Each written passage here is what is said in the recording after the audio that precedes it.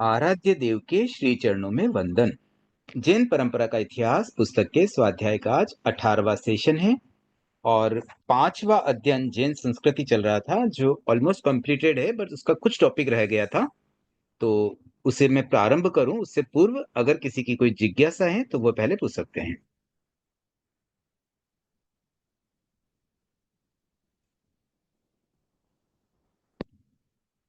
ठीक है, जैसा कि कल और परसों ये तय हुआ था कि कुछ टॉपिक आप पढ़ के आने वाले थे, एंड आई होप कि आज तो अधिक संख्या में आप लोग पढ़ के आए होंगे। तो एक बार हैंड रेज कर ले, कौन कौन पढ़ के आए हैं जैन धर्म भारत के विविध अंचलों में और विदेशों में।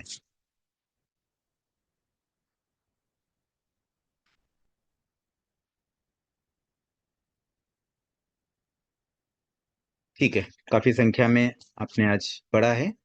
तो हम यहीं से प्रारंभ करते हैं, जो टॉपिक अपना रह गया था। तो देखिए, वैसे ना इसमें डिफरेंट डिफरेंट स्टेट्स में जैन धर्म कैसे डेवलप हुआ, उससे रिलेटेड क्या घटनाएं जुड़ी हुई है, कौन सा इतिहास है, तीर्थंकरों के समय का भी हो सकता है, बाद के आचार्यों के समय का भी हो सकता है। हैंड लोवर कर दें वापस। तो अ, सबसे पहले हम इंडिया को लें, तो इंडिया के जो डिफरेंट डिफरेंट स्टेट्स है, अब देखिए ये जो आज का आधुनिक भारत है वो तो बहुत रिसेंट डेवलपमेंट है। मतलब 1947 के बाद में इंडिया का जो रूप है या वर्तमान में जो रूप है, इसमें बहुत सारे परिवर्तन समय समय पर होते रहे हैं।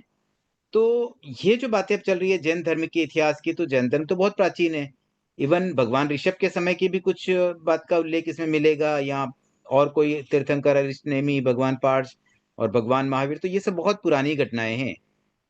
और उसके बाद आफ्टर भगवान महावीर के पीरियड के बाद भी जैसे जैसे जैन धर्म का विकास होता गया, डिफरेंट डिफरेंट साधु आचार्य आदि का जिन जिन क्षेत्रों में गमन हुआ, वहां पर लोगों को प्रभावित किया गया, या कोई लोग मान लीजिए किसी एरिया के लोग आकर के जैन बन गए या जैन को समझने लगे, जैसे भी जैन धर्म का प्रचार प्रसार हुआ, मतलब जैन धर्म कहाँ कहाँ पर कितना कितना फैला, उसके बारे में बस थोड़ी सी इसमें जानकारी है।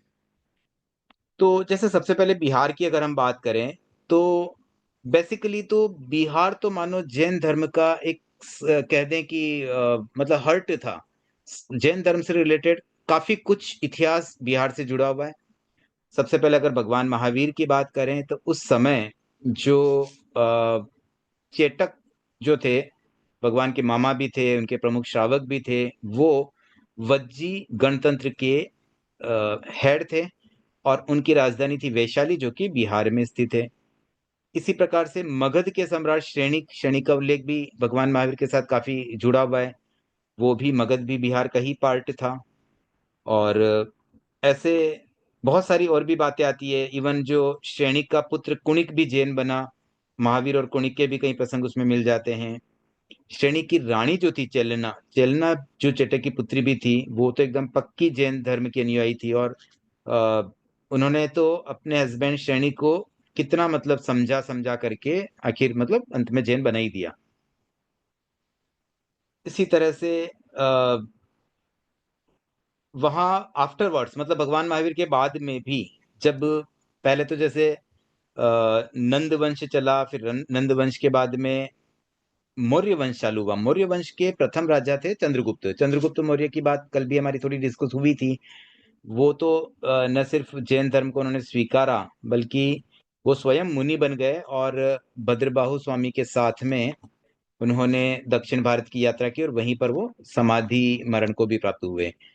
तो इस तरह से बहुत सारी घटनाएं जो बिहार से रिलेटेड है। तो बिहार के बारे में तो ऐसे देखा जाए, आज पता नहीं बिहार में कितना जैन धर्म चल रहा है, बट एक समय था, इतिहास इसमें बहुत अधिक जुड़ा हुआ है। आज तो ऐसे बेसिक जो बिहारी लोगों को देखा जाए, तो वो शायद जैन धर्म से इतने अनभिज्ञ होंगे, उनको इतना ज्ञान भी न हो।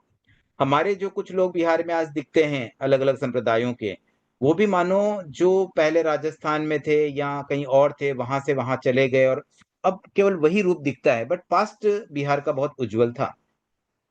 अब नेक्स्ट स्टेट बंगाल की अगर बात करें, तो बंगाल में भी ऐसे बहुत सारी, इसमें अलग अलग पैराग्राफ में अलग अलग घटनाएं हैं। मैं सारी बातें नहीं बता रहा हूँ, बहुत शॉर्ट में बताने का प्रयास कर रहा हूँ। एक तो जो भगवान महावीर की वज्रभूमि की जो घटना आती है, वज्रभूमि जो अनार्य प्रदेश में गए थे, वह भी बिहार बंगाल में ही सिचुएटेड था। अभी बंगाल की बात चल रही है। इसके अलावा बंगाल में भगवान पार्श से भी कुछ जुड़ाव है। मतलब भगवान पार्श भी पूर्व बंगाल के किसी पार्ट में गए थे, और भद्रबाहु का के जो पिताजी थे वो भी बंगाल के ही थे, मतलब उत्तरी बंगाल के कोई पुरोहित थे इस तरह से। और एक और बात इसमें बंगाल की मुख्य आती है कि सोम शर्मा पुरोहित के पुत्र जो थे भद्रबाहु, उनके ही कोई मतलब हुए थे जो स्थविर, मतलब शायद ये भद्रबाहु की बात है, तो भद्रबाहु के ही कोई स्थविर गोदास, उन्होंने एक गोदास गण का प्रवर्तन किया। मतलब क्या, जैन धर्म में भी अलग अलग गण का प्रवर्तन हो जाता है, अलग अलग संप्रदाय बन जाते हैं, जिसकी जो 4 शाखाएं थी, इसका नाम भी यहाँ पे दिया गया है: तामिलित्तिया, कोडी, वरिसिया, पुंड, वद्धनिया और दासी खब्बनिया। ये इनका संबंध भी बंगाल से था। तो ये चारों शाखाएं बंगाल में जैन धर्म के प्रचार में बहुत मतलब सहायक बनी। हाँ शीतल जी। जय जिनेन्द्र सर। सर यहाँ पे पहले अगर पारसनाथ भगवान का कुछ धर्म का था तो ये अनार्य देश क्यों बोला गया महावीर हाँ, स्वामी के टाइम? क्योंकि है ना, पूरा बंगाल नहीं है। देखिए, बंगाल के कुछ पार्ट में पास गए होंगे, बंगाल तो बहुत बड़ा है ना, हम्म। कोई पार्ट तो अनार्य हो ही सकता है। अनार्य प्रदेश तो ऐसा होता है ना, जैसे कोई आदिवासी क्षेत्र, जैसे आप समझो अंडमान निकोबार का एरिया आज भी अनार्य है। वहां आज भी लोग, वहाँ मतलब उनके पास मोबाइल भी अवेलेबल नहीं, आज की सुविधाएं भी नहीं, वो बिल्कुल आदिवासी जैसे ही रहते हैं। अंडमान निकोबार में कुछ सिटीज को छोड़ दे तो ज्यादातर जो द्वीप है ना वो उसी रूप में है। तो बंगाल में भी कुछ कुछ पार्ट तो आदिवासी क्षेत्र उस जमाने में रहे होंगे। ये तो अभी आज से 100-200 साल पहले भी कितनी कितने ऐसे एरिया अवेलेबल थे। अभी भी सर है आदिवासी, जैसे हम लोग के इधर, हम्म। मेरा जहाँ पियर है उस साइड आदिवासी क्षेत्र है। और बीरभूम है तो वहां पे सुना हुआ है कि वीर की भूमि है वो, इसलिए महावीर स्वामी का वहां पे आना जाना था। हाँ। चंडकोसी का वो चीज भी उधर ही है सर। अच्छा, कौन सी भूमि? वीर भूमि? वीरभूम। तो ये वीर भूमि तो है जहाँ पे अनार्य प्रदेश भगवान गए थे। तो कहने का मतलब है ना, कुछ कुछ एरियाज रह जाता। अब जैसे भगवान गए तो कोई पूरा स्टेट कवर नहीं करते, वो तो कोई एक छोटे से एरिया में गए होंगे, जो समझो 50 किलोमीटर में फैला हुआ एरिया, बस उतने में उनको तो एक चतुर्मासी तो करके आना था। तो ऐसे कई एरियाज मिल जाते हैं, हर जगह मिल जाते हैं। अनार्य प्रदेश होना कोई बड़ी बात नहीं है, अनार्य प्रदेश हर जगह हो सकते हैं। ठीक है मंजू जी। यहाँ मैंने पढ़ा था कि अनार्य देश का मतलब होता है अपनी भाषा, भिन्न भाषा, कि जो अपनी भाषा वो जानते नहीं थे, इसलिए उसे अनार्य देश कहा गया। वो एक अपेक्षा से है। एक अपेक्षा ये भी होती है जहाँ के लोग धर्म में नहीं समझते हैं। भाषा भी एक अपेक्षा होती है, बट केवल भाषा हम्म। को नहीं बनाया जा सकता बेस। कोई हम्म। भाषा अलग हो और वहां भी जैन धर्म को लोग जानते हैं, साधुओं से परिचित हो, तो फिर उसको अनार्य नहीं कह पाएंगे। अनार्य प्रदेश का मतलब ये होता है कि जो धर्म से जुड़े हुए न हो, जिनमें सभ्यता न हो, मेनली असभ्यता की बात यहाँ आती है। असभ्य लोगों का जो समूह रहता है, जो संप्रदाय होता है, हाँ, वही उस तो एरिया को बताया ना, अनार्य कहते हैं। कि वो भाषा नहीं जानते थे तो जैन धर्म से परिचित नहीं थे। जब भगवान वहां गए तब वहां पर वो मतलब धर्म का प्रचार हुआ। नहीं, भगवान ने तो अनार्य देशों में धर्म का प्रचार किया ही नहीं। ये कोई अच्छा। और घटना आपने पढ़ी होगी, भगवान की जो 2 बार अनार्य देशों में गए, वहां तो उन्होंने सिर्फ, इसी में क्योंकि उस समय तो प्रचार करते ही नहीं थे, वो तो मौन रहते थे वहां। ये ये कोई जो और अभी घटना होगी। 160 से 115 पेज पढ़ा है ना, उसी में एक जगह है कि भाषा, भिन्न भाषा, इसमें ठीक है, भी ये तो आएगा। आगे आएगा ना, आगे अब आएगा तो पढ़ लेंगे हम वापस। ये हम पढ़ चुके हैं क्या 115 पे? हाँ, तो मैंने कहा ना, भाषा वाली बात ठीक है, लेकिन भगवान महावीर ने वहां प्रचार किया, ये बात उसमें कहाँ आई है? आपने अभी कहा ना ये बात। हाँ, तो वो इतनी बात तो मैंने एक्सेप्ट कर ली थी। देखिए, बात को थोड़ा संक्षिप्त में ही रखते हैं, हम आगे बढ़ते हैं। उड़ीसा। अब देखिए, उड़ीसा के बारे में एक बात तो आई थी सम्राट खारवेल की। वहां पर हाथी गुफा में शिलालेख भी है इसके प्रमाण, जहाँ पे नमो अरहंताणम नमो सिद्धाणम, नमो सव सिद्धानम है, लेकिन वो मिलता जुलता ही है। तो ये सब वहां पे मिला था, तो उससे भी लगता है कि उड़ीसा में जैन धर्म का प्रभाव था। उसके बाद उत्तर प्रदेश की बात करें तो भगवान पार्थ स्वयं वाराणसी के थे। और उत्तरायण में एक और प्रवर्जित राजाओं की सूची में काशी राज का जो नाम आता है, वो भी, जो भगवान महावीर के पास दीक्षा ली, वो भी यूपी के ही थे। फिर राजस्थान की अगर हम बात करें तो ऐसे राजस्थान में तो संभवतया भगवान महावीर के बाद ही प्रचार हुआ है। इनिशियली उस समय तो नहीं था, बट बाद में ऐसा लग रहा है कि 1 साल बाद आचार्य रत्नप्रभ सूरि का बड़ा रोल रहा था। उन्होंने वहां पर एक ओसिया के 1.25 लाख नागरिकों को जैन धर्म में दीक्षित किया। अब हालांकि यहाँ दीक्षित का मतलब मुनि दीक्षा होना जरूरी नहीं है, व्रत दीक्षा भी हो सकती है, तो श्रावक बनाया, ऐसा कह सकते हैं। तो उससे एक नई जाति बन गई। ओसवाल जाति का प्रादुर्भाव मानो तब से ही माना जाता है, और ये वीर निर्वाण के 70 साल बाद की बात है। तो तब से इतनी बड़ी मास लेवल पर अगर इतने लोगों को मतलब ओसवाल जाति को इस रूप में ढाल दिया जैन धर्म की दीक्षा देकर के, तो लगता है कि उससे बड़ा प्रभाव राजस्थान में जैन धर्म का हुआ। हाँ कमलेश जी। जी जी, मतलब वीर निर्माण का मतलब महावीर भगवान स्वामी के महावीर की निर्वाण के डेथ बाद, के बाद वही मतलब होता है ना। महावीर को ही वीर कहा गया है। उसके बाद पंजाब और सिंधु सोवीर। तो पंजाब में एक तो कुरुक्षेत्र, और कुरुक्षेत्र में भी ऐसे जैन धर्म का थोड़ा प्रभाव था। और कहीं एक आर्य देशों की सूची आती है, उसमें भी कुरुक्षेत्र का नाम आता है। सिंधु सोवीर, यहाँ भी लंबे समय तक शमन संस्कृति से प्रभाव रहा।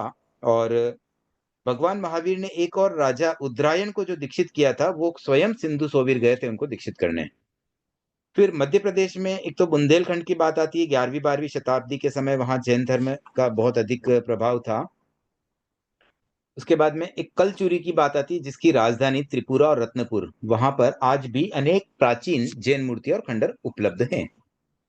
चंदेल राज्य में खजुराहो गांव नगर था, वहां पर भी लेख और प्रतिमाओं के अध्ययन से पता चलता है कि वहां पर्याप्त रूप से जैन मत का प्रचार प्रसार हुआ था।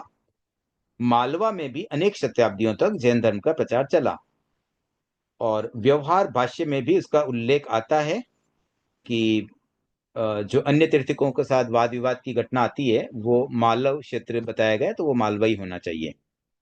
उसके बाद सौराष्ट्र और गुजरात की बात करें तो इसमें एक तो वल्लभी की वाचना तो हमने पढ़ी थी। वल्लभी भी गुजरात में ही है, सौराष्ट्र में है।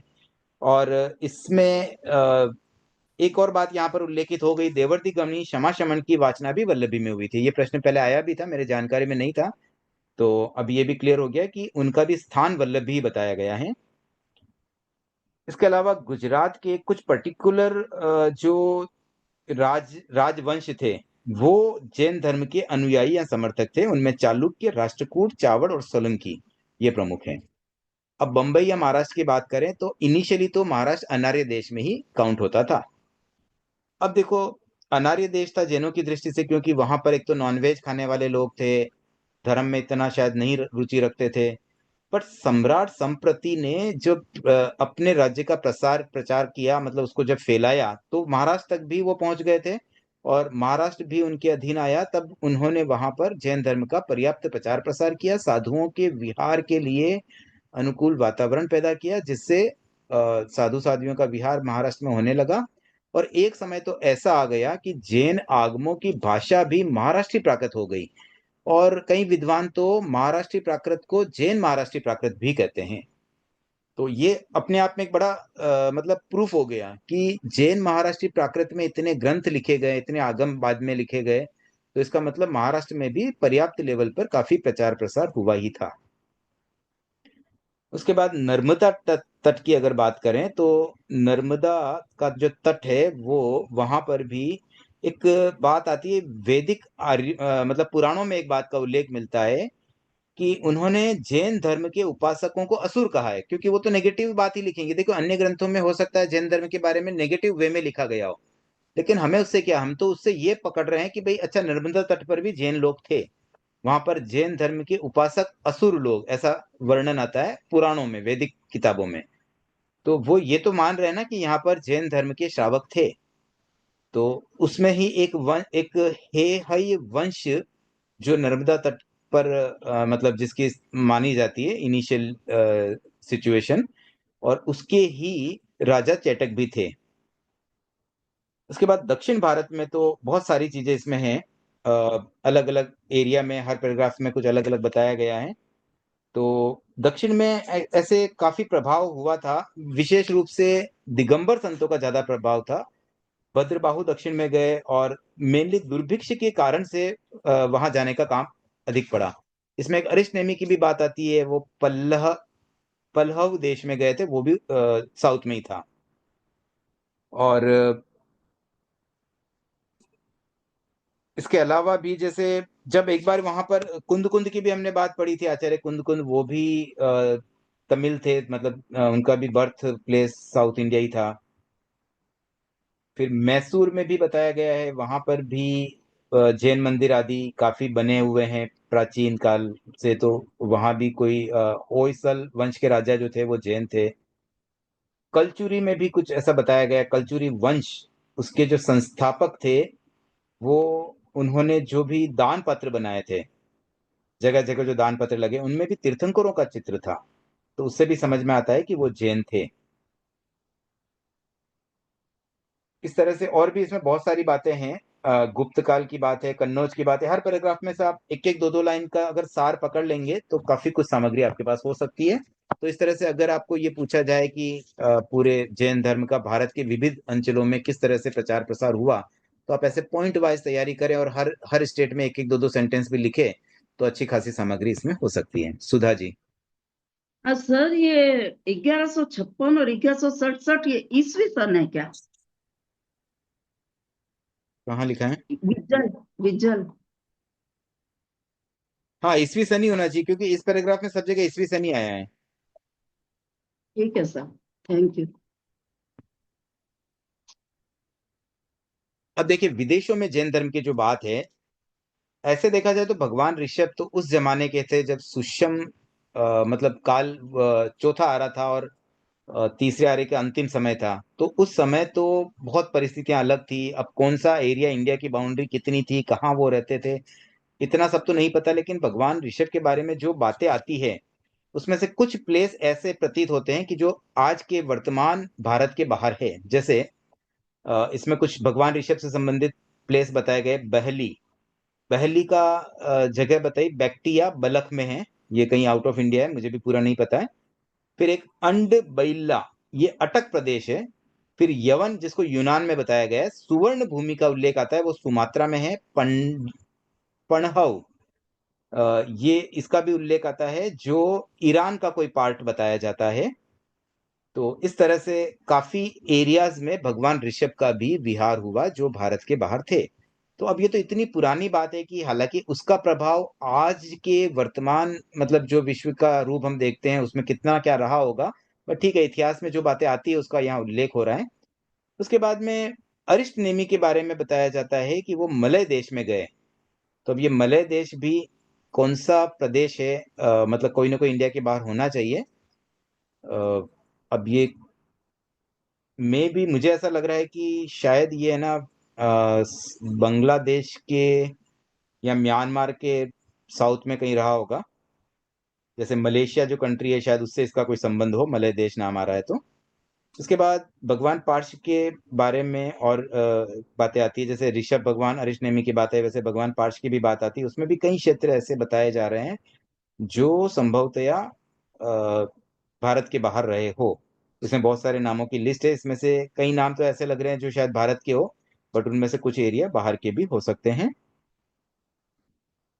उसके अलावा जैसे भगवान महावीर जो अनार्य देशों में गए, उसमें कुछ तो जैसे बंगाल के पूर्वी सीमा में आ जाते हैं, और कुछ कुछ उनके विहार अफगानिस्तान जैसे एरिया में भी बताए जाते हैं।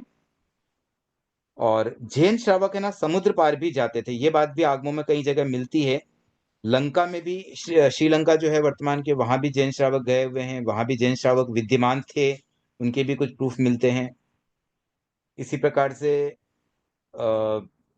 ईसा के पूर्व से इराक, शाम और फिलिस्तान में जैन मुनि और बौद्ध भिक्षु सैकड़ों की संख्या में थे। मतलब उस समय की कुछ ऐसी बातें आती है जिसमें ये लगता है कि सैकड़ों की संख्या में जैन मुनि या जो बौद्ध मुनि थे, वो उस समय वहां पर उन एरियाज में रहे थे।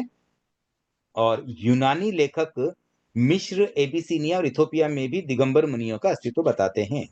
तो अब ये बातें देखिए कैसे मिलती है ना कोई किताबों में जो लिखा उसी को बेस बनाया जाता है। अब इसमें से कितनी सच्चाई है ये नहीं कहा जा सकता, लेकिन कुछ ऐसा प्रतीत होता है कि हाँ, संभव लगता है कि विदेशों में भी काफी कुछ ऐसे थे। फिर एक घटना आती है आद्र देश की, जो वहाँ का आद्र कुमार, राजकुमार आद्र कुमार, जो भगवान महावीर का श्रावक भी बना, ये इससे अभय कुमार से फ्रेंडशिप हुई और फिर उसके संपर्क में आके उन्होंने पहले तो उन्हें कुछ गिफ्ट भेजे थे, उसमें गिफ्ट में उन्होंने कुछ धार्मिक सामग्री भेजी, तो वो भी एक घटना आती है आगमों में। तो ये आद्र देश भी इटली के आसपास का कोई एरिया हो सकता है, या अरबिस्तान के साउथ में भी हो सकता है। ऐसे दो तीन चीजें इसमें बताई जाती हैं।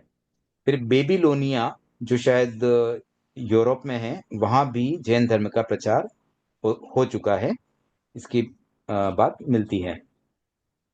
इसके अलावा भी जैसे जो मध्य एशिया है, उसमें एक समानिया संप्रदाय की बात पहले भी हमने कहीं पढ़ी थी, किसी प्रसंग में आया हुआ है।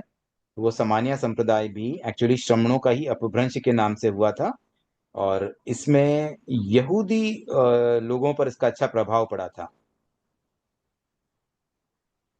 फिर मिस्र में भी ऐसे कुछ कुछ लोग ऐसे थे जिन्हें थेरापूते कहा जाता है। थेरापूते का मतलब होता है मौनी और अपरिग्रह। ये भी जैनों से ही प्रभावित थे, मतलब मौन रहते थे और परिग्रह नहीं रखते थे, झोंपड़ी में रहते, बहुत कम चीजें रखते थे।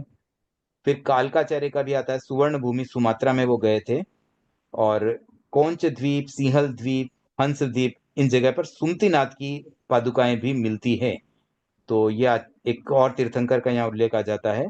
अब इसमें से जैसे सिंहल द्वीप के बारे में तो कहा गया है कि ये श्रीलंका को कहा जाता है, तो ऐसे ही कोई और भी आसपास का कोई एरिया होगा जो कोंच द्वीप या हंस द्वीप के लिए, मतलब कोई और कंट्री में आता है। तो ऐसे विदेशों में भी जैन धर्म के बहुत सारे, ये सब बहुत पुरानी बातें हैं।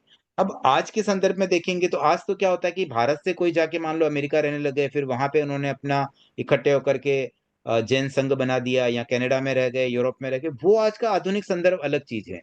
बट ये पास्ट की बात है कि बहुत पुराने समय में भी विदेशों में जैन धर्म का प्रचार प्रसार हुआ था। अब हालांकि उस प्रचार का आज कितना महत्व है, या आज उसकी वजह से कितने लोग धार्मिक बने, ये तो नहीं पता। लेकिन जैन धर्म के बारे में इतना जरूर कहा जा सकता है कि कोई भले ऐसे नाम से जैन न बने, श्रावक न बने, लेकिन जैन धर्म के सिद्धांतों का रूप तो कई जगह आज भी देखने को मिलता है देश विदेशों में। ऐसी कई बातें, मतलब लोगों की लाइफस्टाइल में देखने को मिलती है कि उनमें हिंसा के प्रति एक घृणा भावना होती है, या हिंसा से प्रेम होता है। दे आर सॉफ्ट स्पोकन, मृदुभाषी होना, मैत्री भाव रखना, इस तरह की चीजें से भी समझ में आता है कि हो सकता है कि उन चीजों को, सिद्धांतों को तो कहीं ना कहीं उन लोगों ने स्वीकार किया होगा, तभी आज कई एरियो में हमें ऐसे जैन धर्म के सिद्धांतों को अपनाने वाली बातें तो दिखती हैं। जैसे एक दिन क्लास में हमारे किसी ने कहा था ना कि फॉरेनर्स तो इतने धार्मिक होते हैं, वो तो कितने प्रामाणिक और किस तरह से उनका मतलब वेल मैनर्ड होते हैं। तो ये सब मुझे ऐसे ही लगता है कि आखिर जैन धर्म का ही एक प्रभाव हो सकता है। अब आगे बढ़ते हैं हम। ये चैप्टर तो अपना आप कंप्लीट होता है। कोई जिज्ञासा अब तक की हो तो एक बार आप पूछ लीजिए, नहीं तो फिर हम नेक्स्ट चैप्टर शुरू करते हैं, छठा अध्याय। चलिए तो आगे बढ़ते हैं। चिंतन के विकास में जैन आचार्यों का योग।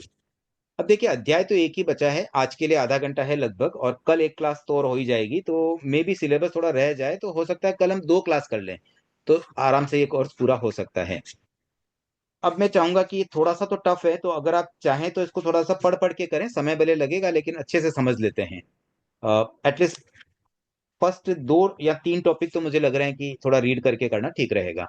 तो जो भी रीड करने में इंटरेस्टेड है हैंड रेज करें।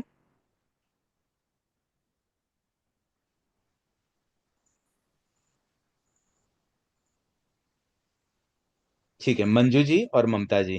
तो पहले मैं ममता जी को आमंत्रित करता हूँ, फिर मंजू जी आप रीड करें। चिंतन के विकास में जैन आचार्यों का योग। जय जिनेन्द्र सिंह। श्रद्धावाद हेतुवाद। चिंतन की तुलना सरिता के उस प्रवाह से की जा सकती है जिसकी उद्गम छोटा होता है और गतिशील होने के कारण वह विशालकाय होता चला जाता है। भारतीय मानस श्रद्धा प्रधान रहा है, उसमें तर्क बीज की अपेक्षा श्रद्धा बीज अधिक अंकुरित हुए हैं, इसीलिए यहाँ मौलिक चिंतक अपेक्षाकृत कम हुए हैं। धर्म के क्षेत्र में कुछ महान साधक, अवतार या तीर्थंकर हुए हैं, वे हिमालय की भांति अत्यंत महान हैं। उनकी महानता तक मौलिक चिंतक भी नहीं पहुंच पाते। फलतः उनके प्रति चिंतकों का श्रद्धानत होना स्वाभाविक है।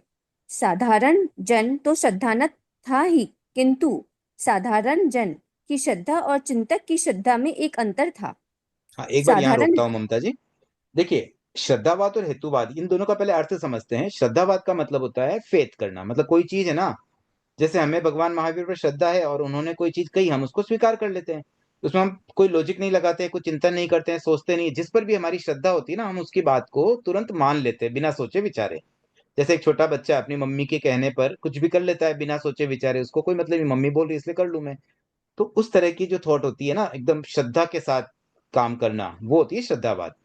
हेतुवाद का मतलब होता है, हेतु का अर्थ होता है लॉजिक, रीजनिंग, कि भी कोई भी बात है ना, उसका कारण पहले बताओ, तो कारण को समझ करके और फिर उस बात को एक्सेप्ट करना, ये है हेतुवाद। तो ऐसे कोई भी चिंतन जब शुरू होता है ना, स्टार्टिंग में जो बात बताई इस पैराग्राफ में, कि चिंतन की तुलना सरिता के उस प्रवाह से, सरिता मतलब नदी, तो नदी क्या होती है ना, स्टार्ट होती है तब तो बहुत छोटी होती है, लेकिन धीरे धीरे जैसे जैसे वो बढ़ती है ना, वैसे बड़ी होती जाती है। तो चिंतन भी जब शुरू होता है तब तो एकदम एक इनिशियल कोई पॉइंट होता है, लेकिन फिर उस पर जब विचार होने लगता है तो बहुत सारी बातें आ जाती हैं।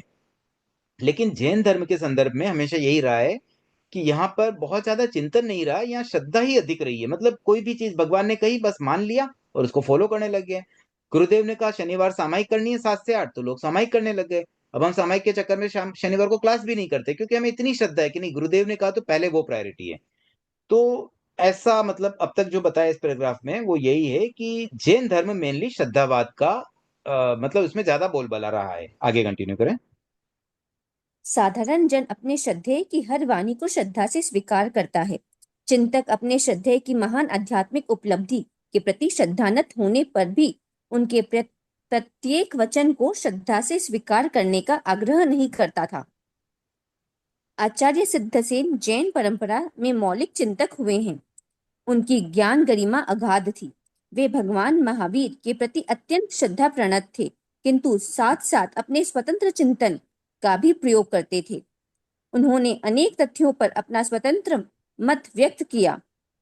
उस समय के श्रद्धावादी आचार्यों और मुनियों ने उनके सामने तर्क उपस्थित किया जो तथ्य आगम ग्रंथों में प्रतिपादित है। उनके प्रतिकूल किसी भी सिद्धांत की स्थापना कैसे की जा सकती है? आचार्य सिद्धसेन ने इस तर्क का सीधा खंडन भी नहीं किया और उनके मत का समर्थन भी नहीं किया। उन्होंने श्यादवाद की शैली से एक नया चिंतन प्रस्तुत किया। उन्होंने बताया कि महावीर ने 2 प्रकार के तत्वों का प्रतिपादन किया है, हेतुगम्य, अहेतुगम्य। एक बार रोकता हूँ ममता जी। देखिए, अब ये तो श्रद्धा की बात तो आ गई इनिशियली। अब यहाँ पर एक बात और नहीं आ रही है कि भाई कुछ लोग तो एकदम श्रद्धा से स्वीकार कर लेते हैं, लेकिन कुछ लोग ऐसे भी होते हैं जो अपने मतलब आराध्य के प्रति श्रद्धानत तो होते हैं, लेकिन उनकी सारी बात को श्रद्धा से स्वीकार नहीं करते हैं। उसकी परीक्षा करके, उसे टेस्ट करके और उससे फिर अपने स्वतंत्र चिंतन के साथ प्रयोग में लाते हैं। तो ऐसे ही एक आचार्य सिद्धसेन हुए हैं।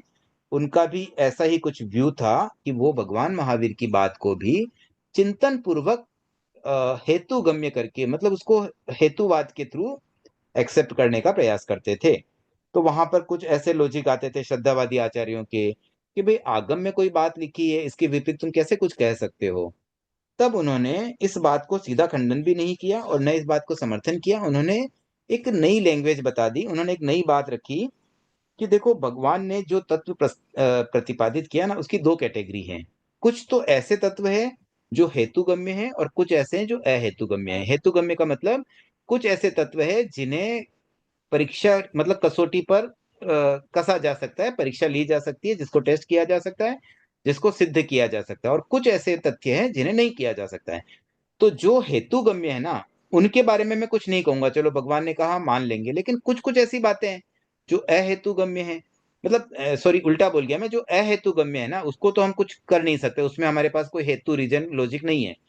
बट उनको चलो स्वीकार कर लिया। लेकिन जो हेतुगम्य है ना, उस पर क्यों हम मतलब अगर लॉजिकली कोई बात समझाई जा सकती तो क्यों ना समझाया जाए। तो आचार्य सिद्धसेन ने 2 तत्वों का 2 रूप प्रस्तुत कर लिया। अभी कुछ तत्व तो ऐसे होते हैं ना जो बहुत सूक्ष्म हैं, गहरे हैं, जिन्हें आज की भाषा में या आज के परिप्रेक्ष्य में हम शायद सिद्ध न कर सकें, उसे लॉजिक से समझ न सकें, उन्हें तो हम मान ले अहेतुगम्य हैं। लेकिन कुछ तो सिद्धांत ऐसे हैं जिन्हें हम हेतुगम्य, जिन्हें इंद्रियों के द्वारा समझ सकते हैं, प्रूव कर सकते हैं, तो उसे क्यों ना समझा जाए, उसे क्यों ना प्रूव किया जाए। उससे क्या फायदा होगा कि कुछ लोग जो ऑलवेज लॉजिक पे ही विश्वास करते हैं, जैसे आज की जनरेशन, अब उनके गले में आप ऐसा सोचो कि भी श्रद्धा से बस ऐसा कहा इसलिए मान लो, शायद उनके गले एकदम ना उतरे, लेकिन चलो जो हेतुगम्य बातें उतनी तो उनके गले उतर ही जाएगी। तो दोनों रूप प्रस्तुत किए उन्होंने। अब आगे पढ़ते हैं। अहेतुगम्य तत्व चिंतन और तर्क की सीमा से परे होते हैं। उन्हें समझने के लिए तर्क का उपयोग नहीं हो सकता। वे श्रद्धा के विषय हैं। हम अतीन्द्रिय तत्व और अतीन्द्रिय ज्ञान को स्वीकार करते हैं। तर्क इंद्रिय ज्ञान की परिधि में होता है। गौतम स्वामी ने भगवान महावीर से पूछा, भंते, जैसे हम श्वास लेते हैं, वैसे ही क्या पृथ्वी काय के जीव भी श्वास लेते हैं? भगवान ने इसका स्वीकारात्मक उत्तर दिया। इंद्रिय के द्वारा यह गम्य नहीं है, इसीलिए ये तर्क का विषय भी नहीं है। किंतु महावीर ने क्या ऐसे तत्वों का प्रतिपादन नहीं किया जो इंद्रिय गम्य हैं और जिनकी व्याख्या तर्क के द्वारा की जा सकती है? आचार्य सिद्धसेन ने यह चिंतन प्रस्तुत किया कि जो व्यक्ति अहेतुगम्य तत्वों का आगम प्रामाण्य के द्वारा और हेतुगम्य तत्वों का तर्क प्रामाण्य के द्वारा प्रतिपादन करता है, वह आगम के हृदय को यथार्थ समझता है और उनका यथार्थ प्रतिपादन करता है। जो व्यक्ति हेतुगम्य और अहेतुगम्य दोनों तत्वों को केवल आगम प्रामाण्य से समझने का प्रयत्न और प्रतिपादन करता है, उसने आगम के यथार्थ को नहीं समझा और उनके प्रतिपादन की यथार्थ पद्धति भी उसे प्राप्त नहीं है। देखिए, अब है ना, आचार्य सिद्धसेन ने बहुत मजेदार बात कही है। वो ये कह रहे हैं कि कुछ बातें ऐसी है, जैसे कि एग्जाम्पल दिया कि गौतम ने पूछा महावीर से कि क्या पृथ्वी काय के जीव सांस ले सकते हैं। अब इसको हम आज के मतलब विज्ञान के हिसाब से अगर लॉजिकली प्रूव करना चाहे तो नहीं हो पाएगा, क्योंकि इंद्रियों का यह विषय ही नहीं है। पृथ्वी काय का श्वास लेना हम न आंखों से देख सकते हैं, न स्पर्श से महसूस कर सकते हैं, न हम उसको सूंघ सकते हैं। किसी भी तरीके से हम उसको इंद्रियों से ग्रहण ही नहीं कर सकते। और जो चीज इंद्रियों से ग्रहण हो सकती है ना, उसी को हम कुछ लॉजिक से समझ पाएंगे, क्योंकि हमारे पास में समझने के लिए है क्या, 5 इंद्रिय और मन के अलावा और तो कुछ है नहीं ज्ञान के लिए। तो जब हमारे पास उतना ही साधन है तो हम उन साधनों से उन्हीं बातों को समझ पाएंगे जो इंद्रिय गम्य हो। लेकिन जो अनिंद्रिय गम्य या अतीन्द्रिय ज्ञान से संबंधित बातें हैं, उन्हें तो हम लॉजिकली समझ ही नहीं सकते हैं। तो उन कार्यों को, उन तत्वों को तो आचार्य सिद्धसेन ने क्या किया, किसमें डाल दिया? अहेतुगम्य तत्वों में। तो ऐसी बातें जो इंद्रिय गम्य न हो, उसे तो हम आगम प्रमाण के द्वारा स्वीकार कर लें, उसमें तर्क प्रमाण की आवश्यकता नहीं है। लेकिन कुछ ऐसी बातें हैं जो इंद्रिय गम्य हैं, उसे क्यों ना समझा जाए? उसे अगर हम इंद्रियों से समझें तो हमारी यथार्थ श्रद्धा और अधिक मजबूत हो सकेगी। ऐसा उनका चिंतन था। तो उनका यह कहना था कि अगर हेतुगम्य और अहेतुगम्य दोनों ही तत्वों को केवल आगम प्रमाण्य के आधार पर समझने का प्रयास होगा तो वो भी एक अधूरापन रह जाता है। कंप्लीशन तभी आएगा कि जिसे हम लॉजिकली समझ सकें, उन बातों को लॉजिकली समझें, और जो लॉजिक से परे हो केवल उन्हें हम श्रद्धा से स्वीकारें। तो इसीलिए आज भी हम देखते हैं कई बातें एक्सप्लेन की जाती है, समझाई जाती है, दृष्टांत के द्वारा भी समझाई जाती है। आज कितनी बातों में हम एग्जाम्पल देते हैं, मैं भी कई बार क्लास में एग्जाम्पल से बताने का प्रयास करता हूं। तो उसका कारण क्या है कि दृष्टांत दिए जा सकते हैं, तो वहां ये सब हेतुगम्य बातें हो जाती है। और कुछ कुछ बातें ऐसी होती है जिसपे कोई दृष्टांत नहीं बनता, बस भगवान ने कहा इसलिए हम मान लेते हैं। ऐसी कितनी ही बातें हैं जो आज विज्ञान के मतलब लेवल पर भी देखें तो क्वेश्चन मार्क आ जाता है। जम्बू द्वीप से संबंधित कितने ही फैक्ट्स ऐसे हो सकते हैं जिसमें कई बार लोगों के मन में ऐसे प्रश्न आते हैं जिसका उत्तर देना लॉजिकली पॉसिबल नहीं हो पाता है। तो जहां नहीं होगा पॉसिबल, वहां उसको हम अहेतुगम्य छोड़ दें, लेकिन जहां पॉसिबल है उतना तो प्रयास करें। तो ये उनका एक दृष्टिकोण, नया दृष्टिकोण उन्होंने दिया। अब आगे इस विचार का बीज वपन निर्युक्तिकार भद्रबाहु ने किया था। उनका युग तर्कशास्त्र के विकास का प्रारंभिक युग था। इसीलिए उन्होंने आगम और दृष्टांत इन दोनों शब्दों का प्रयोग किया था। आगम गम्य तत्व आगम के द्वारा और दृष्टांत गम्य तत्व दृष्टांत के द्वारा जानने चाहिए। आचार्य सिद्धसेन तर्कशास्त्र के विकासकर्ताओं में अग्रणी थे, इसलिए उन्होंने दृष्टांत के स्थान पर हेतुवाद का प्रयोग किया है। हाँ देखिए, अभी ना इसमें भी एक बात और आई है कि यहाँ तो हम अभी आचार्य सिद्धसेन की बात कर रहे थे, लेकिन इससे भी पहले आचार्य भद्रबाहु द्वितीय निरुक्तिकार की बात आई ना, तो निरुक्तिकार तो भद्रबाहु द्वितीय थे, प्रथम नहीं थे। तो उन्होंने भी इस चीज की शुरुआत की थी। उनका भी ये कथन था कि कुछ बातें तो आगम गम्य समझे और कुछ दृष्टांत गम्य समझे। दृष्टांत गम्य का मतलब क्या हुआ? जिसे एग्जाम्पल के द्वारा बताया जा सके। सिद्धसेन ने तो उसी दृष्टांत के स्थान पर हेतुवाद का प्रयोग किया। हेतुवाद और ज्यादा वाइड वर्ड हो जाता है, मतलब प्रमाण मीमांसा में अगर आप प्रमाण मीमांसा की स्टडी करेंगे ना, तो उसमें आपको ये सब टेक्निकल वर्ड मिलेंगे। व्हाट इज हेतु? हेतु का मतलब होता है कि वह मतलब लॉजिक जिसके द्वारा हम सिद्ध करें, किसी बात को सिद्ध करने के लिए, किसी बात की प्रमाण की प्रस्तुति के लिए जो रीजन दिया जाता है ना, उसके उसे हेतु कहते हैं। तो उसको और ज्यादा उन्होंने जो प्रमाण मीमांसा के लेवल तक वो ले गए, क्योंकि वो तर्क शास्त्र के विकासकर्ताओं में थे। उस समय तर्क शास्त्र का विकास चल रहा था, तो आचार्य सिद्धसेन ने उसे हेतुवाद का नाम दे दिया। आगे बढ़ते हैं। आगम युग के तर्क के लिए कोई अवकाश नहीं था। सत्य का साक्षात्कार करने वाला व्यक्ति जो बात कहे उसके प्रति तर्क कैसे हो सकता है? जब सत्य के साक्षात दृष्टा नहीं रहे, तब तर्क का विकास होने लगा। तार्किक विद्वान प्रत्येक तत्व को तर्क की कसौटी पर कसने लगे। उसी स्थिति में यह विचार प्रस्फुटित हुआ कि सब कुछ तर्क का विषय नहीं है। महर्षि मनु ने इसी संदर्भ में लिखा था, पुराण, मानव धर्म, अंग युक्त वेद और आयुर्वेद ये आज्ञा सिद्ध है, ये हेतु द्वारा परीक्षणीय नहीं है। शास्त्र की अपरीक्षणीयता का बौद्ध आचार्यों ने सशक्त प्रतिवाद किया। उन्होंने कहा, आपके शास्त्रों में कुछ चिंतनीय है, इसीलिए आप उन पर विचार करने से कतराते हैं। यदि सोना निर्दोष है तो फिर उसको परीक्षा से डर क्यों? उन्होंने बुद्ध के मुख से कहलाया, जैसे समझदार मनुष्य कसौटी, छेद और ताप के द्वारा परीक्षा पर स्वर्ण को लेता है, भिक्षुओं तुम वैसे ही कसौटी, छेद और ताप के द्वारा परीक्षा कर मेरे वचन को स्वीकार करो। मैं कहता हूँ इसीलिए उसे स्वीकार मत करो।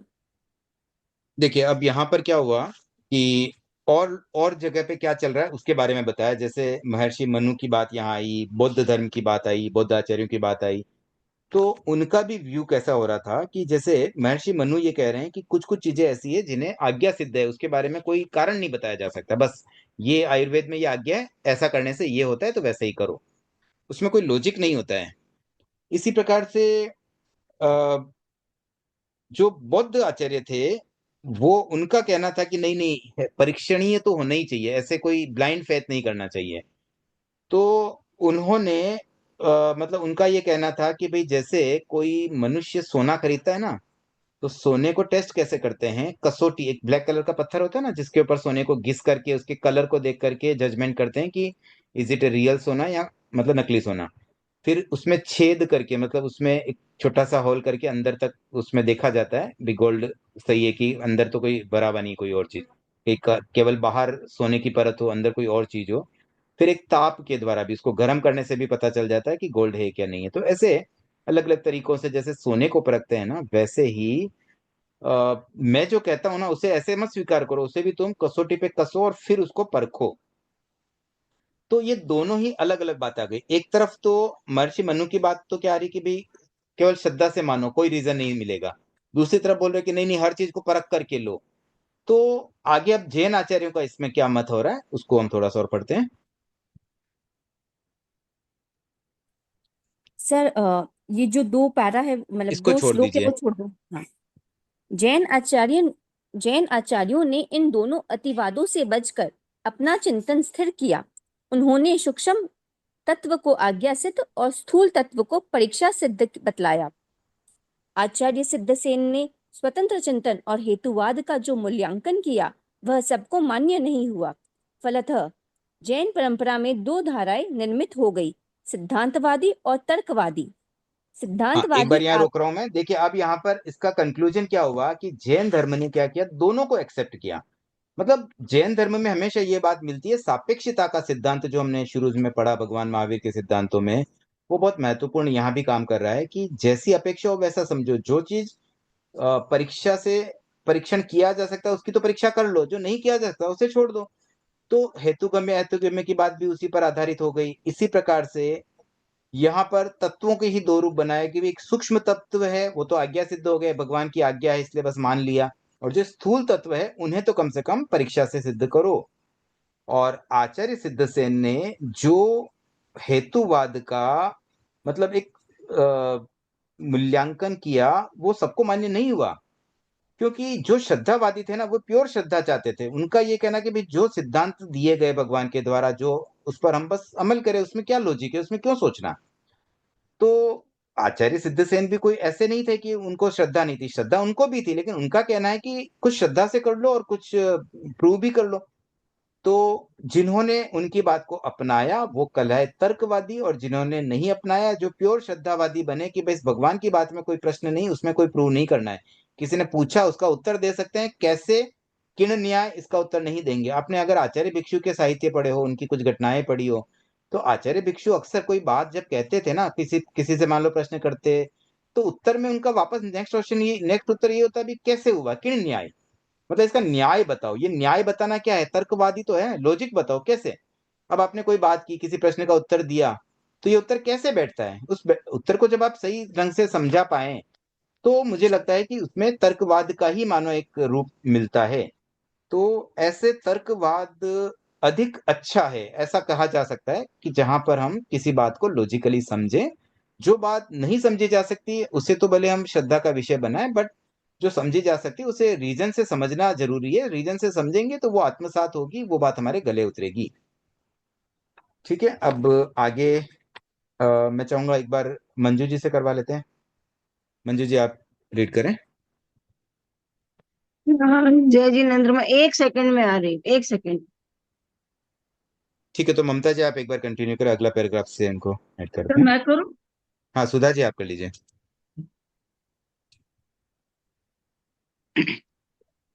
सिद्धांतवादी आत्मिक जय प्रतिपादन श्री को यही है ना? सिद्धांतवादी आगमिक प्रतिपादन को शब्दशः और अक्षरशः स्वीकार करते थे। तर्कवादी आगम के हेतुगम्य तत्वों की तार्किक समीक्षा भी करते और उनके साथ नया चिंतन भी जोड़ते थे। सिद्धांतवादियों ने अपनी सारी शक्ति आगमिक वचनों के समर्थन में लगाई, जबकि तार्किक विद्वानों की शक्ति अपने समसामयिक दार्शनिकों के तर्कों को समझने और उनकी जैन पद्धति से मीमांसा करने में लगी।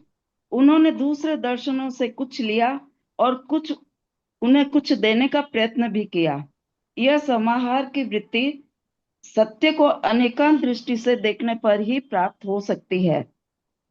आचार्य सिद्धसेन ने सत्य को व्यापक दृष्टि से देखा, तभी उन्हें यह दिखाई दिया कि विश्व के किसी भी दर्शन में जो सुप्रतिपादित है वह महावीर के वचन का ही बिंदु है। वे महावीर को एक व्यक्ति के रूप में नहीं देखते हैं, उनके लिए महावीर एक आत्मा है। आत्मा ही परम सत्य है। जहाँ कहीं भी सत्य के कण दिखाई देते हैं वे सब आत्मा की ज्योति के ही स्फुलिंग है। आचार्य हेमचंद्र ने आचार्य सिद्धसेन के अभिमत को सहज भाषा में प्रस्तुत किया। जिस किसी समय में, जिस किसी रूप में और जिस किसी नाम से आप प्रकट हो, यदि आप वीतराग है तो आप मेरे लिए एक ही है। मैं वीतराग के प्रति प्रणत हूँ। मैं देश काल तथा नाम और रूप के प्रति प्रणत नहीं हूँ। ठीक है, देखिए अब यहाँ पर है ना सिद्धांतवादी तर्कवादी दोनों का रोल बताया गया कि सिद्धांतवादियों ने तो अपना पूरा जोर, अपनी पूरी मतलब मेहनत इस चीज पे लगा दी कि आगमिक वचनों पर वो समर्थन करते कि भाई जो आगम में लिखा बस वो सही है। और जो तर्कवादी थे, तार्किक विद्वान थे, उन्होंने अपनी शक्ति उस समय के जो अन्य दार्शनिक थे उनके तर्कों को समझने में और उन्हें जैन धर्म के तत्व समझाने में लगाई। तो उनका यह कहना था कि भगवान महावीर की बातें तो सारी सही है ही, लेकिन अन्य दर्शनों को भी पढ़ने में, उसे समझने में दिक्कत नहीं है, क्योंकि भगवान ने ही कहा है सापेक्षता के सिद्धांत से हर दर्शन में कोई ना कोई बात तो सत्य होगी ही, तो उस बात को अगर हम पकड़ें तो क्या दिक्कत है। तो उनके अनुसार तो कोई भी दर्शन में जो सत्य बात है वो भगवान महावीर की ही वाणी है, उनका ही वचन है, उन्हें उन्हें वहां भी भगवान महावीर ही दिखते हैं। और भगवान महावीर कोई एक व्यक्ति नहीं, ये तो आत्मा है। जो आत्मा सत्य बात कहे वह सब सत्य धर्म की ओर ही ले जाने वाले हैं। इसी संदर्भ में आचार्य हेमचंद्र जी ये भी आचार्य सिद्धसेन के अभिमत को पुष्ट करते हुए ये बात कहते हैं कि मैं किसी एक महावीर के प्रति प्रणत नहीं हूं, मैं तो उन सब वीतरागियों को नतमस्तक करता हूं, उन सब के प्रति प्रणत हूं जो किसी भी समय में हुए हो, लेकिन जो वीतरागता जिनमें थी बस उस गुण को मैं नमन करता हूं। तो ये एक श्रद्धा और हेतुवाद के बीच का एक समन्वय मानो जैन दर्शन में इतना अच्छा हमें सुंदर रूप मिला है कि न हमें ब्लाइंड फेथ करना है और न हमें गलत रास्ते भटकना है। बस इन दोनों के बीच का बैलेंसिंग, किसी बात को लॉजिकली समझ सकें उसे लॉजिकली समझे, जिस बात को हम आगम प्रमाण के द्वारा सही मान सकें उसे स्वीकार भी कर लें। तो दोनों का अपना अपना रोल है, जैसी जो परिस्थिति मिले उसके अकॉर्डिंगली हम आगे बढ़ सकते हैं। यहाँ तक कोई जिज्ञासा किसी की? सर ये हाँ लास्ट नीलिमा वाली जी। लाइन है ना, मैं देश काल एक तथा मिनट नाम सुधा जी, और आप हैंड रेज करके पूछिए। नीलिमा जी। हाँ, जय जिनेन्द्र सर। ये सिद्ध सेन जो इसमें आए हैं वो वही है कि जिन्होंने कल्याण मंदिर की रचना की, पहले जो आया है हाँ आचार्य हो सिद्ध सकता है, सेन। संभव वही लग रहा है, आचार्य सिद्धसेन दिवाकर जो हैं। मतलब वही है। हम लोग अगर उनका कुछ आता है तो उसमें इससे रिलेटेड कुछ लिख सकते हैं। हेतु गम्य उन्होंने ये भी प्रतिपादित किया उससे रिलेटेड। नहीं अगर वैसा सिद्ध मत सेन के करिए, विषय क्योंकि में आए तो क्लियर इसमें नहीं से हम लिखा दो है तो पॉइंट लिख आप के तो इसमें दे अलग सकते अलग प्रश्नों के हिसाब से तैयारी रखें। अगर उनके बारे में जो आया तो जो वहां लिखा गया वही लिखें, और अगर ठीक हेतुवाद श्रद्धावाद के बारे में आए तो जो यहाँ लिखा वो लिखें। ठीक क्योंकि सिद्धसेन नाम के मल्टीपल आचार्य हुए हैं, तो हो ठीक। सकता है कोई और अलग आचार्य रहे हो, इसलिए मैं श्योर नहीं हूँ, बट लगता है वही है, सिद्धसेन दिवाकर ही होने चाहिए। हाँ श्वेता जी। जय जिनेन्द्र जी सर। सर इस टॉपिक को एक बार शॉर्ट में फिर से एक बार आप प्लीज एक्सप्लेन कर पाएंगे, एकदम शॉर्ट में? देखिए एकदम शॉर्ट में इतना ही है कि श्रद्धावाद का मतलब ये होता है कि जो आगमों में लिखा है ना उसको बिल्कुल ब्लाइंड फॉलो करना, और हेतुवाद का मतलब ये होता है कि जो आगमों में लिखा है ना उसको लॉजिकली समझ करके फिर फॉलो करना। ओके। क्लियर हुआ? सर हाँ श्वेता जी, आपका क्लियर हो गया ना, या और थोड़ा डिटेल में हाँ, बताऊं? थोड़ा सा और अगर मतलब इसमें देखिए पूरा इसमें ना समझ एक में तो नहीं ये हो आया गया एक्चुअली। श्रद्धावाद हेतुवाद का मतलब, उसके बाद में आचार्य सिद्धसेन ने हेतुवाद की भूमिका में एक बात कही, और इसलिए कही क्योंकि उस समय अन्य दर्शनों में लॉजिकल बिलीविंग होने लग गई थी। मतलब आज हम अपनी बात को कहे नहीं नहीं हमारे भगवान ने कहा बस इसीलिए सत्य है, और दूसरे लोग तो लॉजिक से समझा रहे हैं, तो पब्लिक के गले कौन सी बात उतरेगी, लॉजिकल वाली बात जल्दी उतरेगी। तो आचार्य सिद्धसेन का ये मत हुआ कि हम भी अपनी बात को लॉजिकली समझाएंगे तो लोगों को जल्दी गले उतरेगी। तो इसलिए उन्होंने हेतुवाद की स्थापना की, और उन्होंने कहा भी जो जो हम लॉजिकली समझा सके कम से कम उतना तो समझाएं, हो सकता है हर बात हम ना समझा पाए। तो इस तरीके से उन्होंने इसे मतलब समझाने का प्रयास किया, और इसलिए हेतुवाद की स्थापना की। अब उनकी बात से कई जैन साधु नाराज हुए, भाई ये तो हमें बात गले नहीं उतरी, आप हर चीज को लॉजिक से कैसे समझा सकते हो, भगवान की वाणी में क्या लॉजिक देना, भगवान ने कहा उसमें क्या प्रश्न चिन्ह है, उसमें हम क्यों सोचें। तो उनका कहना है कि जमाने के हिसाब से चलना पड़ता है, आज दार्शनिक युग है, आज के जमाने में हेतुवाद की उपयोगिता है, लोग है तो मतलब तर्क शास्त्र को इतना बढ़ावा मिल चुका है, अन्य दर्शन वाले तर्क शास्त्र को बेस बना रहे हैं, तो हमें भी यहाँ इसको बेस बनाना जरूरी हो जाता है। तो बस इस अपेक्षा से उन्होंने हेतुवाद की स्थापना की, और बाद में एक और प्रसंग लास्ट में एक लाइन आई थी, आचार्य हेमचंद्र जी ने भी उनका समर्थन किया। ओके, मतलब एक्चुअली हेतुवाद हो गया लॉजिक के साथ बात रखना, अहेतुवाद हो गया बिना मतलब जिसको लॉजिकली हम श्रद्धा। प्रूव नहीं कर सकते। हाँ मतलब उसमें लॉजिक की जरूरत ही नहीं है, आगम में लिखा है मतलब वो पत्थर की लकीर है, क्योंकि भगवान ने कहा वो केवल ज्ञानी है, हमारे पास केवल ज्ञान नहीं है, हमारे पास अतीन्द्रिय ज्ञान नहीं है, इसलिए हम लॉजिकली उस चीज को नहीं समझ पाएंगे, बस उन्होंने बताया इसलिए हम उसको श्रद्धा से स्वीकार कर लें। तो श्रद्धावाद में प्योर श्रद्धावाद है, हेतुवाद में श्रद्धावाद प्लस हेतुवाद का मिक्सचर है, ऐसा समझ सकते हैं। Okay, thank you sir. ठीक है, और किसी की कोई जिज्ञासा है? वो क्लियर हो गया सर। मैं देश काल तथा नाम और रूप के प्रति ठीक है, प्रणत नहीं, मतलब वितराग के प्रति प्रणत है ऐसे। Okay okay. यथार्थवाद, जैन दर्शन यथार्थवादी है। नहीं, एक यथार्थवाद मिनट, में अभी मैं चाहूंगा मंजू जी वापस आ गए ना, वो पढ़ लेंगे। Okay sir. जय जिनेन्द्र।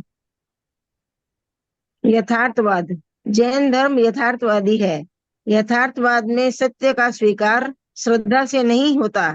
न व्यक्ति के प्रति श्रद्धा और न सिद्धांत के प्रति श्रद्धा, दोनों की परीक्षा की जाती है। आचार्य हेमचंद्र ने इस वास्तविकता को बहुत ही स्पष्ट शब्दों में उजागर किया है। उन्होंने लिखा है, भगवान, श्रद्धा के कारण आपके प्रति हमारा पक्षपात नहीं है। अन्य दार्शनिकों के प्रति द्वेष के कारण हमारी अरुचि नहीं है। हमने आप्तवाद की परीक्षा की है, उस परीक्षा में आप खरे उतरते हैं, इसलिए हमने आपका अनुगमन किया है। हाँ, एक बार रोकता हूँ। देखिए, जैन धर्म क्या है? यथार्थवादी। यथार्थवादी क्या होती है? जैसा है वैसा मानना। एक अभी रिसेंटली कुछ दिनों पहले ही एक प्रवचन में मैंने आचार्य महाशमन जी के प्रवचन में ये सुना कि जैसे आजकल क्या होता है ना, ये मोटिवेशनल स्पीकर बहुत होते हैं।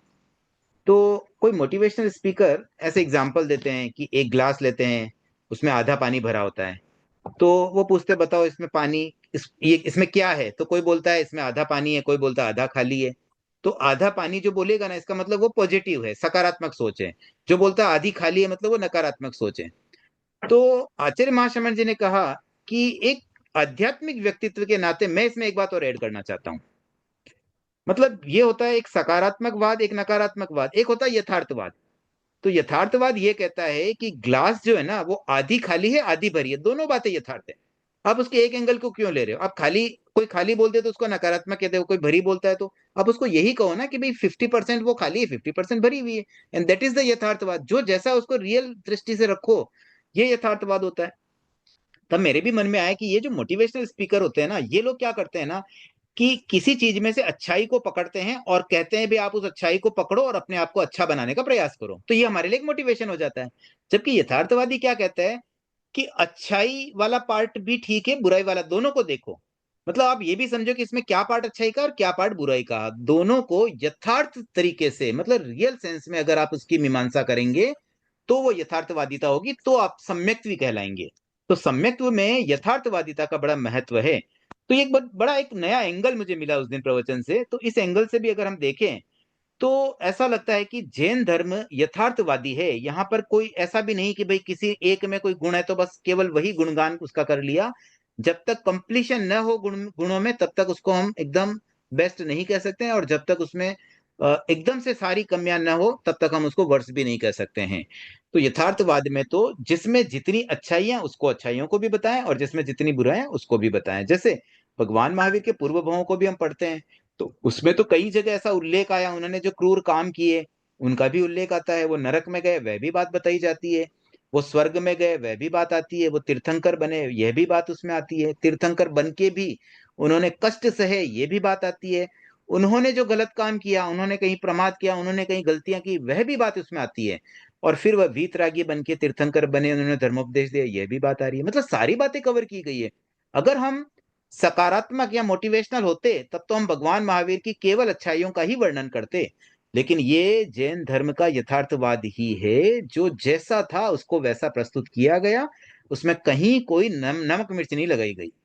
तो इस रूप में हम इस यथार्थवाद को अगर समझें तो यथार्थवाद में सत्य का स्वीकार श्रद्धा से नहीं होता है, न ही किसी व्यक्ति या सिद्धांत के प्रति प्योर श्रद्धा चल सकती है।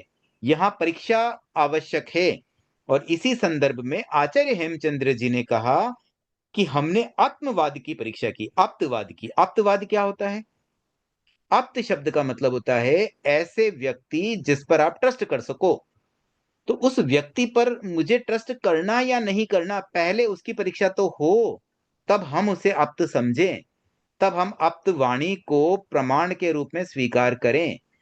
तो आप्तवाद की परीक्षा उन्होंने कैसे की? उन्होंने भगवान महावीर के प्रति कोरी श्रद्धा से उन पर विश्वास नहीं किया। पहले उन्होंने उन्हें परखा।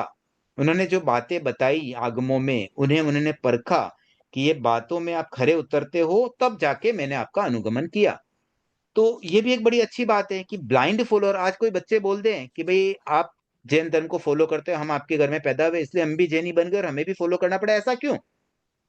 आप सामायिक करते हो, हमें भी सामायिक करनी है, ऐसा क्यों? मेरे दोस्त तो सामायिक नहीं करते हैं, वो तो नमाज पढ़ते हैं, वो तो और कुछ चर्च में जाते हैं, फिर हम क्यों सामायिक करें? तो मुझे लगता है कि यहाँ पर अगर हेतुवाद न हो तो शायद वो बातें उनके गले नहीं उतर पाएगी। तो परीक्षा हर चीज की जरूरी है और तभी श्रद्धा आएगी। श्रद्धा को लाने के लिए ही हेतुवाद जरूरी है। हेतुवाद के बिना प्योर श्रद्धावाद तो कभी भी फिसल जाएगा, कभी भी व्यक्ति उस श्रद्धा से डगमगा जाएगा। अगर वही लॉजिकली समझी हुई चीज और फिर श्रद्धा करे तो फिर वो श्रद्धा परमानेंट हो जाएगी, टिक जाएगी। तो यही बात आचार्य हेमचंद्र जी ने कहा कि भाई मैं इसलिए आपका अनुगमन नहीं कर रहा हूं कि मैं एक जैन संत हूं, मैं इसलिए कर रहा हूं क्योंकि मैंने पहले आपके आप्तवाद की परीक्षा की, मैंने आपको परखा और मैंने आपको खरा पाया, इसलिए अब मैं आपके फॉलोअर बना हूं। आगे पढ़ते हैं। आचार्य हरिभद्र ने इस सत्य को निरपेक्ष शब्दों में अभिव्यक्त किया है। वे कहते हैं, महावीर के प्रति मेरा कोई पक्षपात नहीं है और कपिल आदि दार्शनिकों के प्रति मेरा कोई द्वेष नहीं है। मैं इस विचार का व्यक्ति हूँ कि जिसका विचार युक्ति युक्त हो उसका अनुगमन करना ही चाहिए। देखिए इस अभी इसमें ना क्या कह रहे हैं आचार्य हरिभद्र जी, आचार्य हरिभद्र जी भी यथार्थवाद की किस रूप में बात करते हैं कि भाई मैं कोई महावीर के प्रति पक्षपात नहीं करूंगा कि भाई भगवान महावीर ने कहा इसलिए वो सब सही है, और कपिल आदि अन्य दार्शनिकों के प्रति मेरा कोई द्वेष नहीं है कि भाई वो सब गलत है। उनमें भी कुछ सही हो सकता है, भगवान महावीर का भी कुछ गलत हो सकता है। मैं तो युक्ति युक्त बात करूंगा, मैं युक्ति पे परखूंगा, जो ठीक लगेगा मैं उसका अनुगमन करूंगा। तो ये बात भी कितनी देखिए सटीक हो जाती है। आज कोई ब्लाइंड फॉलो करने के बजाय अगर ऐसी बात करें तो मुझे लगता है कि ऐसे सिद्धांतों पर श्रद्धा और अधिक गहरी हो सकती है कि भाई आप लॉजिकली पहले समझो, आपके पहले बात को गले उतारो, फिर श्रद्धा करो, तो कितनी श्रद्धा इसमें बलवान बनेगी। आगे पढ़िए। इस हाँ, एक मिनट, स्पष्ट जिज्ञासा विचार है का सोनल जी की। जय जिनेन्द्र सर। सर युक्ति युक्त का सर क्या मीनिंग लेंगे? मतलब युक्ति से युक्त हो, युक्ति का मतलब होता है उपाय, मतलब कोई चीज को लॉजिकली समझना, तो लॉजिकल उपाय से युक्त होना। सर उपाय से युक्त, सर युक्त क्या हुआ? युक्त का मतलब होता है उससे संलग्न, मतलब उसके साथ। उसके साथ, ओके सर। और युक्ति का मतलब होता है उपाय।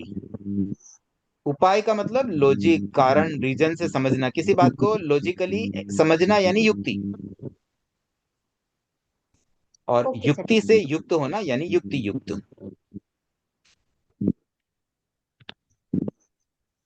क्लियर हुआ Sonal ji? Yes sir, thank you. हाँ मंजू जी कंटिन्यू करें। इस स्पष्ट विचार का आधार यथार्थवाद है। पौराणिक काल में अपने इष्ट देव का अतिशयोक्तिपूर्ण वर्णन करने की होड़ सी लगी थी।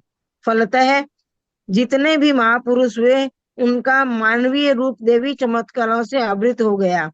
यह स्थिति यथार्थवाद के अनुकूल नहीं थी। आचार्य सम्मत भद्र ने इस पर तीव्र प्रहार किया। उन्होंने इन चमत्कारों को महानता का मानदंड मानने से अपनी असहमति प्रकट की। उन्होंने महावीर को चमत्कारों के आवरण से निकालकर यथार्थवाद के आलोक में देखने का प्रयत्न किया। इनका प्रसिद्ध श्लोक है। ये श्लोक बोलना है क्या? अगर बोल सके तो बोल दीजिए, सिंपल है, नहीं तो कोई बात नहीं, छोड़ भी सकते हैं जैसे आपको। देवागमन भूयान चामरादिवि भूतयः माया विस्पपि दर्शन्ते नास्तमसि नो महान। नहीं, इसको ऐसे नहीं, मैं एक बार मैं पढ़ लेता हूँ। देवागमन भोयान चामरा दिवि भूतयः माया विश्वपि दृश्यन्ते नातस्त्वमसि नो महान। अच्छा, ठीक है, इसको आप, हाँ, इसका अर्थ भी पढ़ लीजिए, फिर मैं एक्सप्लेन कर देता हूँ साथ में। भगवान देवताओं का आना, आकाश विहार, छत्र चामर आदि विभूतियां इंद्रजालिक व्यक्तियों के ही हो सकती है। आपके पास देवता आते थे, आप छत्र चामर आदि अनेक यौगिक विभूतियों से संपन्न थे, इसलिए आप महान नहीं। आप इसलिए महान है कि आपने सत्य को अनावृत किया था। ठीक है, एक बार यहाँ रोकता हूँ। देखिए अभी इसमें ना ये बताया जा रहा है कि उस समय क्या परिस्थितियां बनी कि देवी देवताओं के सहयोग से बहुत चमत्कारिक घटनाएं होने लगी। और जब चमत्कार होते हैं ना, तो फिर चमत्कार के कारण भी लोग वहां श्रद्धा करने लग जाते हैं। तो अगर कोरा श्रद्धावाद ही पॉपुलर हो जाएगा, तब तो फिर रियल मनुष्य कोई सही बात बता रहा है उससे तो कोई स्वीकारेगा ही नहीं, वो तो सब चमत्कार को नमस्कार करने लग जाएंगे। तो कभी कभी श्रद्धावाद के कारण गलत रास्ते पे भी लोग चले जाते हैं। ब्लाइंड श्रद्धा भी ठीक नहीं है। जैसे एक सिंपल सा एग्जांपल आज के जमाने का मैं बताना चाहूंगा। आजकल लोगों में एक ट्रेंड सा बन गया है नाकोड़ा जी जाने का। नाकोड़ा जी भैरू जी की पूजा करना, उनके लिए उनके मतलब इतनी ज्यादा उसमें कार्य होती है। और मैं जब किसी से बात करता हूँ, बोलते हमारी तो बहुत श्रद्धा उन पे। मतलब वो श्रद्धा इतनी अधिक हो गई है कि बस अब श्रद्धा के कारण न तो वो कुछ सुनना चाहते हैं, उसके अगेंस्ट कोई बात नहीं सुन सकते हैं। कोई ऐसी उनको कह दिया जाए, उनको रोका जाए ऐसे काम से, तो रुकने को तैयार नहीं, क्योंकि कभी कभी श्रद्धा भी घातक बन जाती है। इसलिए कहा जाता है कि अगर श्रद्धा से पूर्व अगर आपने उसे माइंड लगा करके हेतु के द्वारा परखा नहीं, तो फिर आप कहीं गलत रास्ते न चले जाओ। तो इसीलिए कहा जाता है कि भाई आप यथार्थवाद में जियो, क्या सही है क्या गलत है उसकी परख करो और फिर उसे अपनाओ। नहीं तो ऐसा तो है नहीं कि जैन संप्रदाय एक ही है, जैन मान्यताएं एक ही है, और भी ऐसे कितनी सिद्धांत चल रहे हैं। तो अगर श्रद्धा से ही सब होगा, तब तो गलत श्रद्धाएं भी कितनी हो जाएगी। जो मिथ्यात्वियों के प्रति श्रद्धा कितनी हो जाएगी, जो गलत सिद्धांत है उनके प्रति श्रद्धा कितनी हो जाएगी, फिर उनको कैसे तोड़ा जाएगा। तो अगर हेतुवाद न होता, यथार्थवाद न होता, तो फिर तो हमारी श्रद्धा पूरी डगमगा जाती। तो यहाँ पर इस श्लोक के माध्यम से ये कहा गया कि भगवान आपका आपके पास जो देवताओं का आना, आकाश विहार या छत्र चामर आदि होना, ये तो किसी इंद्रजालिक व्यक्ति के पास भी हो सकता है। मतलब ऐसे इंद्रजालिक होते हैं ना, जिसको मतलब पहले के जमाने में इंद्रजालिक कहते थे, जिनके पास या तो देवी देवताओं का कोई संपर्क होता, या फिर जैसे कोई मैजिशियन होते थे, मैजिशियन को भी इंद्रजाली कहा जाता है।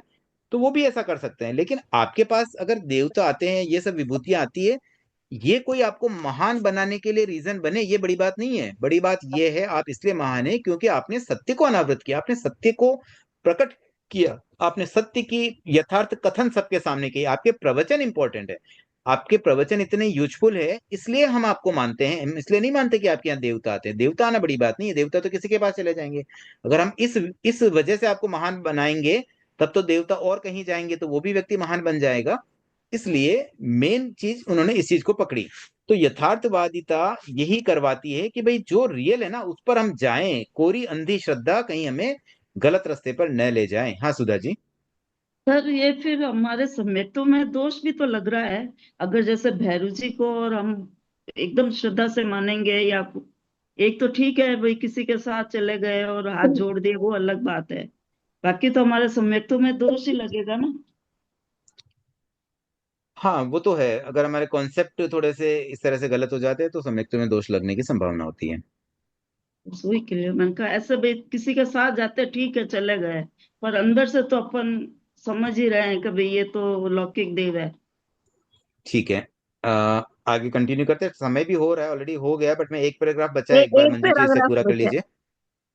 आचार्य हेमचंद्र ने भी चिंतन की इसी धारा को विकसित किया।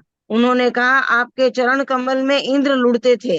इस बात का दूसरे दार्शनिक खंडन कर सकते हैं, या अपने इष्ट देव को भी इंद्र पूजित कह सकते हैं, किंतु आपने जो यथार्थवाद का निरूपण किया उसका वे निराकरण कैसे करेंगे।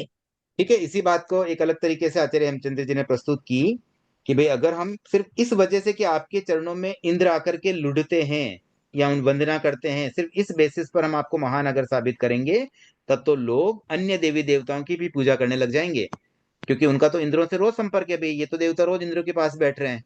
तो वैसा न करके हम तो आपके यथार्थवाद का निरूपण करते हैं। मतलब जो आपने यथार्थ बातें बताई है, उस वजह से हम आपको वैल्यू देते हैं, इस वजह से हम आपको महान कहते हैं। तो जैन धर्म एक्चुअली यथार्थवाद पर आधारित है, और जो इस बात को समझ लेता है ना, फिर उसकी गलत श्रद्धा पे नहीं हो पाती है। वो सही धर्म का सही ढंग से समझ करके और सही ढंग से उसका पालन कर पाता है। तो एक बार आज के लिए इतना ही रखते हैं। जिज्ञासाओं के क्रम में नीलिमा जी। सर इसमें आपको जो बोला है वो भगवान महावीर के लिए किया है ना? बिल्कुल। हम्म। ठीक है, और कोई जिज्ञासा नहीं, आज के लिए इतना ही रखते हैं। कल की क्लास कब रहेगी, ग्रुप में सूचना दे दी जाएगी। कल 1 या 2 क्लास करके इस बुक को मैं कंप्लीट करना चाहता हूं, और उसके बाद मंडे से 21 द्वार का स्वाध्याय शुरू हो सकेगा। हाँ निकिता जी। सर कोई कोई व्यक्ति के अंग में जैसे कुछ बोलते हैं ना, देवी देवता आते हैं करके, तो उन आज की डेट में उनको इंद्रजालिक व्यक्ति बोल सकते हैं? नहीं, इंद्रजालिक अलग होते थे। वो तो देवता को बुला सकते थे, मतलब वो इंद्रजालिक ऐसे व्यक्ति होते हैं ना जो देवताओं को एक्चुअली बुला सकते हैं। जैसे आज के डेट में भोपा जो एक वर्ड आता है ना, भोपा जी होते हैं गांव हाँ में, जी। उनको आप एक बार भले बोल सकते हो इंद्रजालिक, पर जिसके शरीर में आते हैं उनको नहीं कह सकते हैं। ठीक है, तो और जिज्ञासा है क्या? प्रेम जी आपने हैंड रेज किया? हाँ जय हाँ बोलिए। जिनेंद्र सर, हम्म श्यामर का मतलब क्या है सर? श्यामर, क्या शब्द? श्यामर। चामर? वो हाँ। वो ऐसा होता है ना, दोनों तरफ लेके ऐसे चलाते हैं, चामर। चंवर चंवर। चमर, चमर बोलते हैं ना। एक ऐसा सिल्वर के हैंडल वाला और ऊपर व्हाइट व्हाइट कलर के, उसमें जैसे ओगे में रहते हैं ना वैसे रहते हैं। हाँ, समझ गए? ठीक है सर, थैंक यू सर। ठीक है, तो आज के लिए इतना ही रखते हैं। ओमर हम।